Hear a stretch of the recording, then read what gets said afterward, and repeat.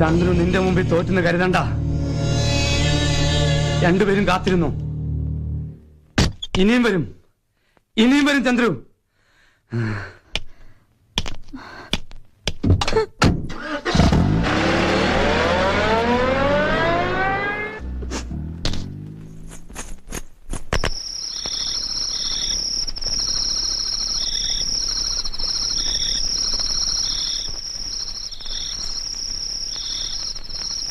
അജി,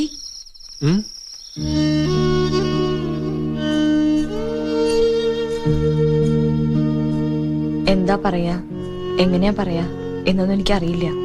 എന്തായാലും നന്ദിയുണ്ട്. എന്തെങ്കിലും പ്രശ്നം ഉണ്ടെങ്കിൽ ഞങ്ങളോടൊക്കെ ഒന്ന് പറയാറുന്നില്ലേ? അതൊന്നും പറയാൻ പറ്റിയ ഒരു സിറ്റുവേഷൻ ആയിരുന്നില്ലല്ലോ ഇവിടെ.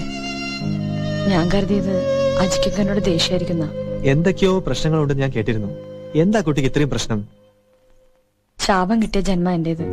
പലപ്പോഴും ഞാൻ ആലോചിച്ചിട്ടുണ്ട് എന്തിനാ എങ്ങനെ ജീവിക്കണെന്ന്. ഞാനിതൊക്കെ ഇപ്പൊ നിങ്ങളോട് പറഞ്ഞിട്ട് എന്താ കാര്യം? ഞാനൊരു നന്ദി പറയാൻ വന്നു മാത്രം. സംഗീതേ, എന്റെ ജീവിതം രക്ഷപ്പെടുത്തിയെടുക്കുന്നിടയിൽ വന്ന് കയറിയതാ ഞാനിവിടെ. അല്ലാതെ മനഃപൂർവ്വം കുട്ടിയെ ദ്രോഹിക്കാനൊന്നും അല്ല. എനിക്ക് കുട്ടിയെ രക്ഷിക്കാൻ കഴിയുമെന്ന് അറിയാനാ. ആരാണ് അയാൾ? ഈ വീടുമായി അയാൾക്ക് എന്താ ബന്ധം? ആർക്കും അറിയാത്ത ഒരുപാട് കാര്യങ്ങളുണ്ട് എന്റെ മനസ്സിൽ. അതൊന്നും ഞാൻ ആരോടും പറഞ്ഞിട്ടുമില്ല. മറ്റൊരാളോട് മനസ്സ് തുറക്കുമ്പോ സംഗീതയ്ക്ക് ഒരു ആശ്വാസം തോന്നും. അതിനു വേണ്ടെങ്കിലും പ്രശ്നങ്ങൾ എന്നോടൊന്ന് പറഞ്ഞൂടെ? ആ വന്നവനെ എവിടെയോ വെച്ച് ഞാൻ കണ്ടിട്ടുണ്ട്. എന്റെ ഓർമ്മയിൽ എവിടേക്കോ ഉണ്ടവൻ. ഒരിക്കൽ എന്റെ അച്ഛനെ അന്വേഷിച്ച് വീട്ടിൽ വന്നിട്ടുണ്ടോ എന്നൊരു സംശയം. അവന്റെ പേര് ചന്ദ്രു. ചന്ദ്രു പേരും ഞാൻ കേട്ടിട്ടുണ്ട്. സംഗീതയുടെ ബന്ധുവാണോ? അതിനേക്കാളൊക്കെ ഉപരി അച്ഛനെ വീട്ടിൽ അവന് സ്ഥാനം കൊടുത്തു. കുടിച്ചു ബോധം പോകുന്ന അച്ഛനെ അവൻ എവിടെ സേഫായി എത്തിച്ചുകൊണ്ടിരുന്നത്. പക്ഷെ അത് അവന്റെ ആത്മാർത്ഥം കൊണ്ടൊന്നും ആയിരുന്നില്ല. അവന് വേണ്ടത് എന്നെയായിരുന്നു. എന്റെ ആതിരയെ കൊന്നതും അവനാ. എനിക്കറിയാം അവന്റെ അടുത്ത ഇര ഞാനാ. അജി പറഞ്ഞ പോലെ ഇത്രയും പറഞ്ഞപ്പോ തന്നെ എന്റെ മനസ്സിനൊരു ആശ്വാസമുണ്ട്. കുട്ടിക്ക് എന്നെ വിശ്വസിക്കാം. പറയൂ, എന്താണെങ്കിലും. നിങ്ങളിവിടെ വന്നിരിക്കുന്നതും അവന്റെ ചതിയുടെ ഭാഗമായിട്ടാ. അവൻ എന്നോട് ചെയ്ത ശപഥം നിറവേറ്റുകയായിരുന്നു. ആ രാത്രിയില് മരിക്കണമെന്ന് കരുതിയതാ. സുമിത്രയും ഇല്ലായിരുന്നു അന്ന്. എന്തിനാ നിക്കണേ? അച്ഛനെ കുളിപ്പിച്ചോണ്ടെന്ന് കടത്തില്ലേ? ഇനി പൊയ്ക്കൂടെ? സംഗീത, എനിക്കൊരു കാര്യം പറയാനുണ്ടായിരുന്നു. ഞാൻ പല പ്രാവശ്യം പറഞ്ഞിട്ടുണ്ട് എനിക്കിതൊന്നും ഇഷ്ടമല്ലാന്ന്.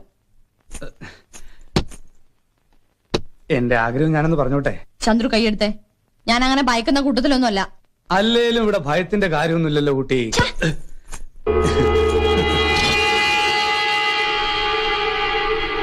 അടുക്കരുത്, അടുക്കരുത്. മര്യാദയ്ക്ക് പോകുന്ന നല്ലത്. ജീവിക്കാൻ ആഗ്രഹമില്ല നടക്കുന്നോളാം ഞാൻ. വെട്ടും വെട്ടും ഞാൻ.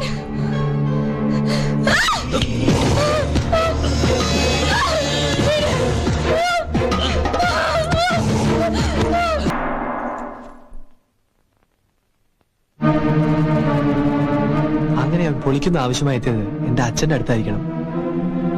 അതിനെന്റെ ഏട്ടനെ അവൻ കരുവാക്കി. എനിക്ക് തോന്നിയിരുന്നു അവൻ നിങ്ങളെയും ചതിച്ചതാവുമെന്ന്.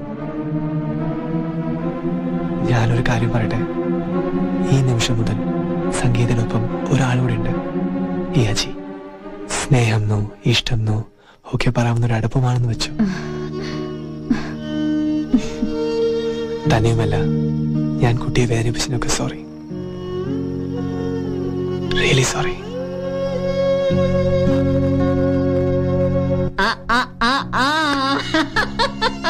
എന്താപ്പ ഈ കാണുന്നത്? ഇപ്പൊ മനസ്സിലായോ മുത്തശ്ശി പറയണോടത്ത് കാര്യങ്ങൾ വരുന്നു? അങ്ങനെയൊന്നും ഇല്ലേ മുത്തശ്ശി? എനിക്ക് ഓർമ്മയുണ്ടേ, എന്റെ മുത്തശ്ശിയോട് ഞാനിതൊക്കെ തന്നെ പറഞ്ഞിട്ടുണ്ടേ. വന്നേ.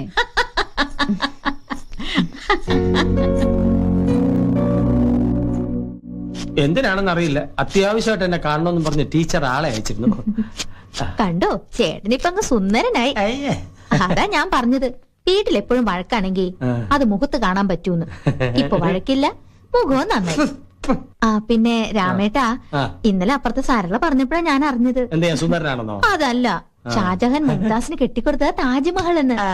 ഒരു കാര്യം ചോദിക്കട്ടെ, ഞാൻ മരിച്ചു കഴിഞ്ഞാ ചേട്ടൻ എനിക്ക് വേണ്ടി എന്ത് കെട്ടും? നിന്റെ അനിയത്തിയെ കെട്ടും. എന്തിനാ ടീച്ചർ എന്നെ വിളിപ്പിച്ചേ? എന്തൊക്കെയാ ഞാൻ ഈ കേക്കുന്നേ? അയ്യോ എന്ത് പറ്റി? അങ്ങനൊന്നും കേൾക്കാൻ വഴിയില്ലല്ലോ. പിന്നെ എന്റെ ഭാര്യയ്ക്ക് എന്നെ ഇത്തിരി സംശയമുണ്ട്. പക്ഷെ സത്യത്തിൽ അവള് പറയുന്ന മുഴുവൻ നുണയാ. ടീച്ചറൊന്നും വിശ്വസിക്കരുത്. അതൊന്നും അല്ല ഞാൻ ഈ പറയണേ.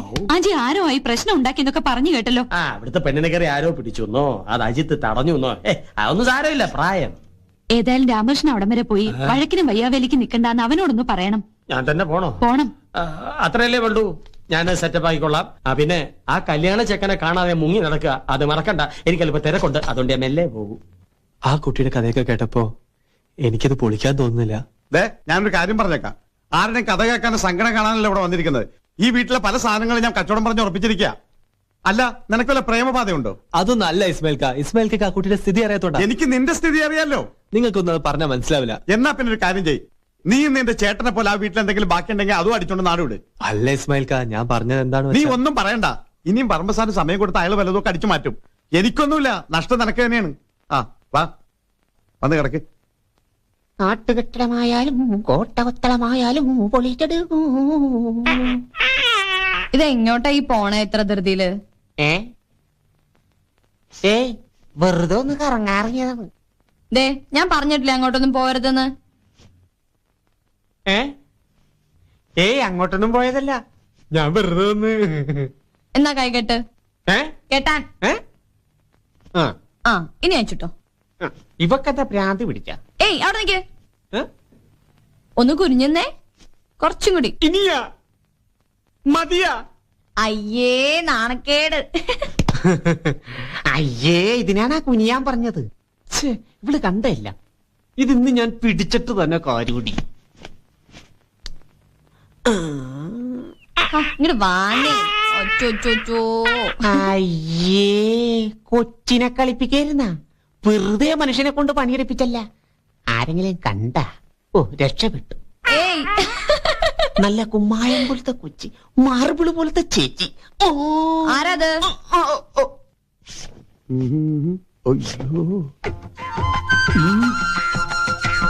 എന്താത്?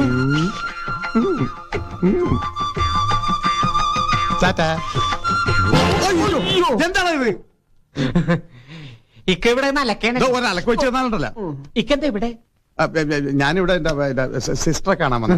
ഞാൻ ഇക്കടെ സിസ്റ്ററെ കാണാൻ വന്നതാ. എന്നാ വേഗം ചെല്ലി, ഇപ്പൊ തരും. നമ്മളെ തമ്മിൽ അലിയന്മാരായ ശരിയാവൂല ഇക്ക. എന്റെ പെടലിക്ക് തന്നെയാണെന്നാ തോന്നുന്നത്.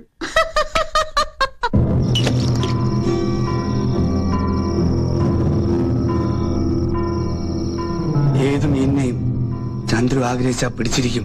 അങ്ങനെ എളുപ്പം പിടിക്കാവുന്ന മീനിനെ അല്ല ഇപ്പൊ നോട്ടോട്ടിരിക്കുന്നത്. നല്ല വഴുക്കലുള്ള മീനാ. വഴുക്കല് കൂടുതലാണെങ്കിൽ വല വീശി പിടിക്കും ചന്ദ്രു. എന്തായാലും പൊരിക്കണത് എന്റെ ചട്ടി തന്നെ. അതിലെ ആർക്കും സംശയം വേണ്ട. അവളുടെ അച്ഛൻ തന്നെ അവളെ എനിക്ക് പിടിച്ചു തരും. അതിന് വർമ്മസാറ് കുടി നിർത്തിയെന്നാണല്ലോ കേട്ടത്. ഇപ്പൊ ബാറിലെങ്ങും കാണാനുമില്ല. എന്റെ മുന്നിൽ അയാളുടെ വേഷം കെട്ടൊന്നും നടക്കില്ല. മൂക്ക് കയറി എന്നേ ഇട്ട് കഴിഞ്ഞു ചന്ദ്രു. ഇനി അതിലൊന്ന് പിടിച്ച് വലിക്കണം. കരഞ്ഞ് അവിടെ നിൽക്കും. സംഗീതാവർമ്മ ഈ ചന്ദ്രനാഥിന്റെ നീണ്ട ഒരു ദിവസത്തെ ഭാര്യയാകാതെ എവിടെ പോകാൻ? ആദിത്യവർമ്മയെ പുഷ്പം പോലെ കയ്യിലെടുക്കും ഈ ചന്ദ്രു. ഈ പറഞ്ഞ പോലെ നടന്നില്ലെങ്കിൽ നാണക്കേടാണ് കേട്ടോ. ഇത് ചന്ദ്രുവാ.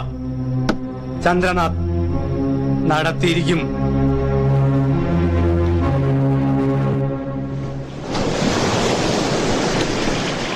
ഞാൻ ഇത്രയും കാലം ജീവിച്ചത് വളഞ്ഞ വഴിക്ക.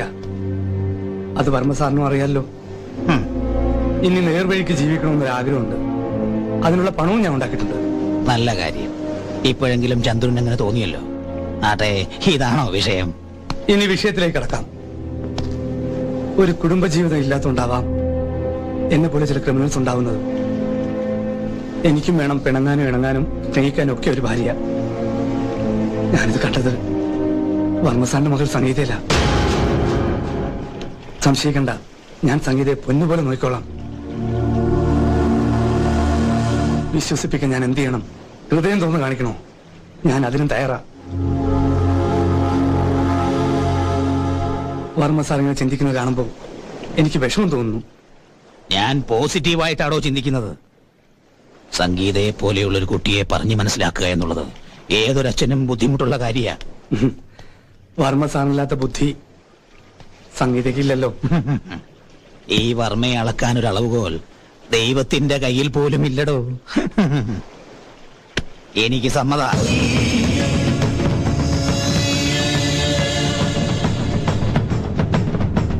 നോക്കിക്കോ, സംഗീതയെ പറയണേ, നിന്റെ മുമ്പിൽ വെച്ച് കത്തിയാമരും ഞാൻ.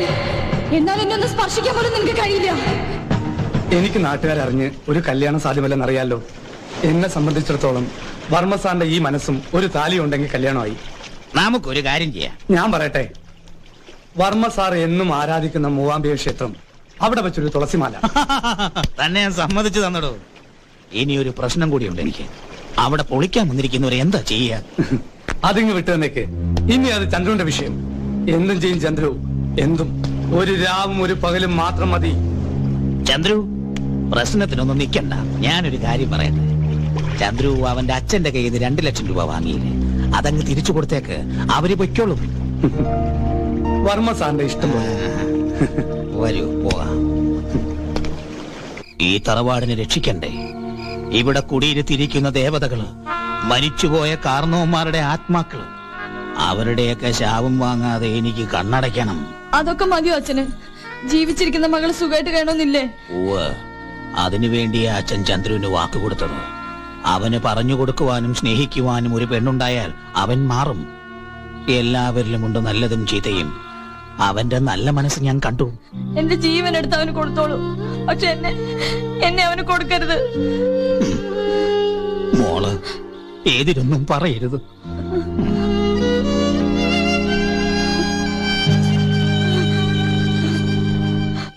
അന്ന് എന്റെ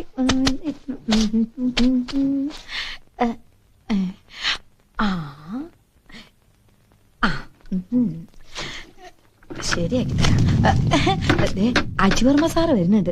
ടീച്ചർ നല്ല ടെമ്പോയിൽ ചോദിക്കും. ഹലോ, വാഷിംഗ് മെഷീനെ ഞാൻ കേട്ടോ. കണ്ട ടീച്ചർ എന്നെ വാഷിംഗ് മെഷീൻ വിളിക്കണേ. എന്താ ടീച്ചറെ ഒരു ദേഷ്യം? ഇന്നത്തെ മെനു എന്താ? അവിടെ സൂര്യന്റെ വേവാത്ത ചോറും കരിഞ്ഞ മീൻ കഴിച്ച് ഞാൻ മടുത്തു. അയ്യോ, ഒരു കരിമീൻ എനിക്ക് കൊണ്ട് തരാനില്ലേ? കരിമീനല്ല, കരിഞ്ഞ മീൻ. കരിഞ്ഞതെങ്കിൽ കരിഞ്ഞത് ഒരെണ്ണം. ചീറ്റ് പണ്ട അമ്മേ, ഇവിടുന്ന് സ്വാദോടെ കഴിക്കാനാണ് ഞാൻ ഇങ്ങോട്ട് വന്നത്. സംഗീതാവർമ്മയുടെ ഭക്ഷണത്തിന് നല്ല സ്വാദാണെന്നാണല്ലോ ഞാൻ കേട്ടത്. ഹേയ്, കേട്ടെങ്കിൽ ചുമ്മാ. ആ, ഏതായാലും അമ്മ എല്ലാം അറിയുന്നുണ്ട്. അത് ശരി, അമ്മ എല്ലാം അറിഞ്ഞു കഴിഞ്ഞോ? ഇനി എനിക്ക് പണി എളുപ്പമായി. അയ്യോ ടീച്ചറെ, ഇത് കളി വരാനട്ടാ. തറവാട് 4 കില. നല്ല നീളം വീതിയിലെ ചെക്കനെ 4ആയിട്ട് വലിച്ചീറും. അമ്മ എന്തെങ്കിലും കേട്ടിട്ടുണ്ടെങ്കിൽ അതിലെന്തെങ്കിലും സത്യം ഉണ്ടെന്ന് കരുതിക്കോളൂ. അയ്യോ അമ്മേ, സത്യം പറയാലോ, എനിക്ക് ആ കുട്ടിയെ ഭയങ്കര ഇഷ്ടം. ഞാൻ പറഞ്ഞതാ. കേറി പൊടിയാത്ത്. ഞാൻ കൈയടിച്ച് പാസ്സാക്കിയതല്ലേ. ഇനി അമ്മ കൂടി ഒന്ന് കൈയടിച്ച് പാസ്സാക്കണം. വലിയ തറവാട്ടുകാരൊക്കെയാ, പക്ഷെ ഇന്ന് സ്നേഹത്തോടെ ഒരു കൈവിരൽ കാണിച്ചാൽ അത് അവൾക്കൊരു ജീവിതമാവും. സംഗീതവർമ്മയ്ക്ക് എന്നെ ഇഷ്ടമാണ്. ഞാൻ എന്താ പറയാ, നിനക്കൊരു തീരുമാനത്തിലെത്താനുള്ള പ്രായമൊക്കെ ആയി. എന്തായാലും അത് നല്ലതിനായിരിക്കണം. വാ, വന്നു വല്ലതും കഴിക്കും. എല്ലാം ഉണ്ടല്ലോ. ഇപ്പോഴാ എനിക്ക് സമാധാനമായ. എന്തെങ്കിലും പൊളിക്കണമെന്ന് പറഞ്ഞാൽ എനിക്ക് അപ്പം പൊളിച്ചു. എന്താ സൂര്യ, ഇനി ഏതവൻ ഉടക്കിയാലും ഇന്ന് തന്നെ പണി തുടങ്ങും. ഈ തറവാട് ആരും പൊളിക്കുന്നില്ല. എന്ത് ഭ്രാന്തായി പറയുന്നേ? ഇവിടെ താമസിക്കേണ്ട കാര്യം ഞാൻ അന്നേ പറഞ്ഞതാ. ഇതുവരെ നമ്മൾ പൊളിക്കാൻ പോണ സ്ഥലത്ത് താമസിച്ചിട്ടുണ്ടോ? ഇത് കാരണം ഉണ്ടായിട്ടല്ലേ? ഇസ്മായിൽക്ക് എന്നെ മനസ്സിലാക്കണം. എല്ലാവരുടെയും പ്രശ്നം എനിക്കറിയാം. അതുപോലെ തന്നെ നാളെ തറവാടിന്റെയും. ഞാനാ പറയണേ, നമ്മൾ ഇത് പൊളിക്കുന്നില്ല. വേണ്ട ഇസ്മായിൽക്ക, എനിക്കൊന്നും വേണ്ട. ആരെയും ദ്രോഹിച്ച് എനിക്കൊന്നും വേണ്ട.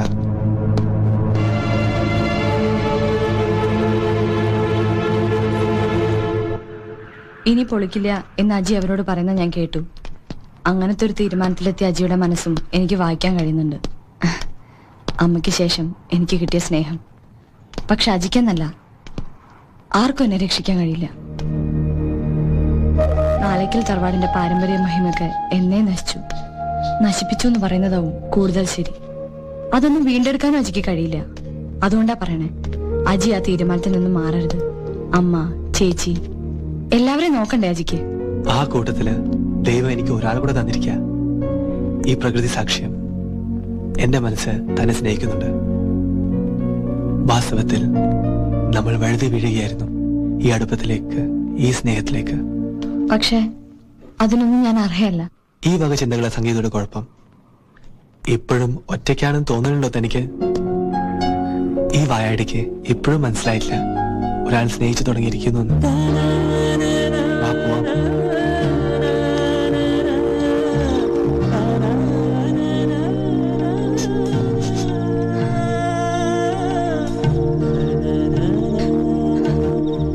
പ്രാർത്ഥിക്കുകയാണോ കരയാണോ? കാർക്കോടകം തൊട്ട് 1000 നാഗങ്ങളെ വണങ്ങണമെന്നൊരു തോന്നൽ അങ്ങനെ വന്നതാ. അജി പറയുകയും ചെയ്തല്ലോ, ആരോടെങ്കിലും മനസ്സ് തുറന്ന സമാധാനം കിട്ടുമെന്ന്.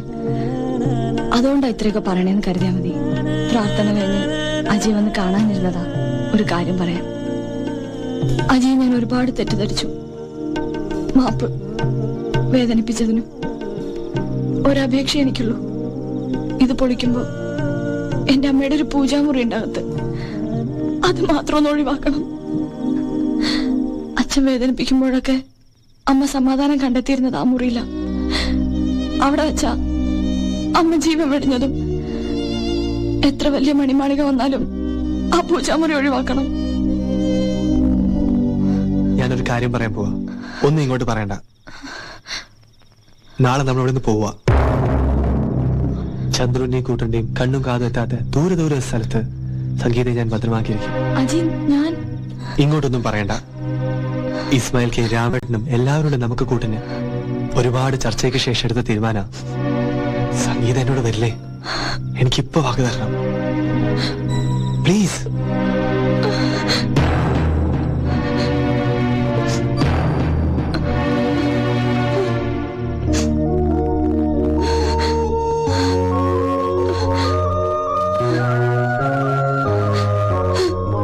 ഞാനും അമ്മയെ പോലെ ഈ പൂജാമുറിയിൽ എത്തിയിരിക്കുക ഒരു തീരുമാനത്തിന് വേണ്ടി.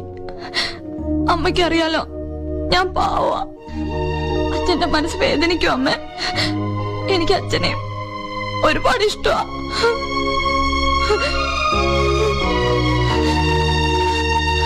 കാര്യങ്ങളൊക്കെ വളരെ ഭദ്രമായ രീതിയിലാണ് ചെയ്തിരിക്കുന്നത്. എന്റെ ജ്യേഷ്ഠനായതുകൊണ്ട് പറയല്ല. കേരള ഇബ്രാഹിം എന്ന് കേട്ട മണിപ്പാലി കിഡിങ്ങും. നിന്റെ അച്ഛൻ ഇബ്രാഹിമിക്ക് ഗുരു മാത്രമല്ല, ദൈവം കൂടിയായിരുന്നു. ആ മണിപ്പാല് പഴയ കെട്ടിടങ്ങൾ പൊളിച്ചു മാറ്റുന്ന അവകാശം ഈ ഇബ്രാഹിംക്ക് അല്ലാതെ ഗവൺമെന്റ് മറ്റൊക്കെ കൊടുക്കൂല. അത്രക്ക് പിടിപാടില്ലേ? ആ വീട്ടില് 4 പെൺകുട്ടികളാ. സംഗീതക്ക് അതൊരു ആശ്വാസവും. അതെ അതെ, ചിലപ്പോ തിരിച്ചു വന്നില്ലാന്നിരിക്കും. എനിക്ക് അമ്മയുടെയും ചേച്ചിയുടെയും കാര്യം ആലോചിക്കുമ്പോഴാ. അതിനെ കുറിച്ച് നീ ടെൻഷൻ അടിക്കണ്ട. സകല കാര്യങ്ങൾ സെറ്റപ്പ് ആയ സ്ഥിതിക്ക് ഇനി എന്തിനു പേടിക്കണം? നീ സംഗീതയെ മണർകാട് അല്ല മണിപ്പാൽ ഉണ്ടാക്കുന്നു, ആ നിമിഷം തിരിക്കുന്നു. ആ ശരി, ഇനി ഞങ്ങളൊന്ന് റെഡി ആവട്ടെ. നീ ചെന്ന് സംഗീത അമ്മയൊന്ന് കാണിച്ചിട്ട് വാ. വാ വാ വാ വാ വാ. നീ എല്ലാ മുറിയിൽ നോക്കിയടാ? ആ നോക്കി. വാടാ, അവരെവിടെ ഉണ്ടെങ്കിൽ തപ്പിയെടുക്കും ഞങ്ങൾ. ചന്ദ്രനോടുള്ള കളി തീക്കളെ കേട്ടോ.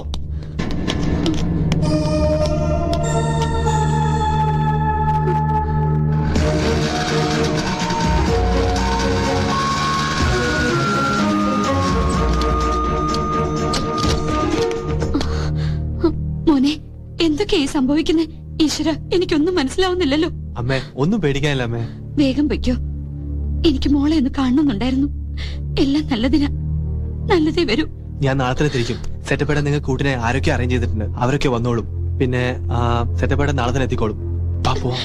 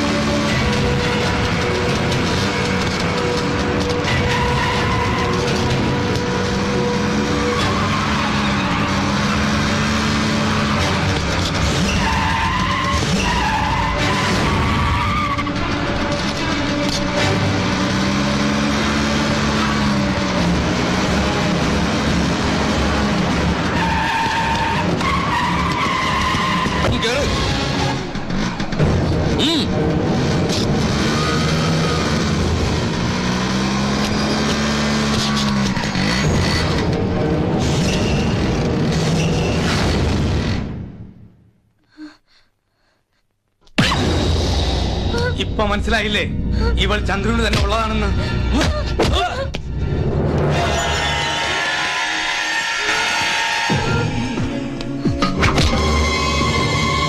വേണ്ട.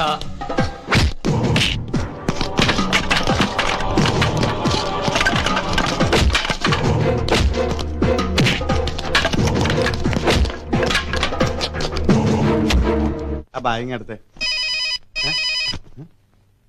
എടാ എന്റെ ഫോൺ പോയടാ. ബെല്ലടിക്കണുണ്ട്. ബെല്ലിക്കാനാ? ബെല്ലിക്കാന്റെ അല്ല, എന്റെ ഫോണാ. അതല്ല, ഫോണിന്റെ ബെല്ലിക്കാനാണെന്ന്. എനിക്ക് പൂത്താപ്പന്ന ഫോണാ. ഇത് വലിയ പണ്ടാടക്കാരല്ല, ഫോണിന്റെ ബെല്ലടിക്കാതെ ബെല്ലടിയാണെന്ന്. ആ ഹലോ, ആര് സെറ്റപ്പാ? എന്തായി പറയുന്നത്? എവിടെ വെച്ച്? ഞങ്ങൾ ഉടനെ എത്തേക്കാം. അജിയും സംഗീതയും ചന്ദ്രന്റെ ആളുകൾ വളഞ്ഞെന്ന്.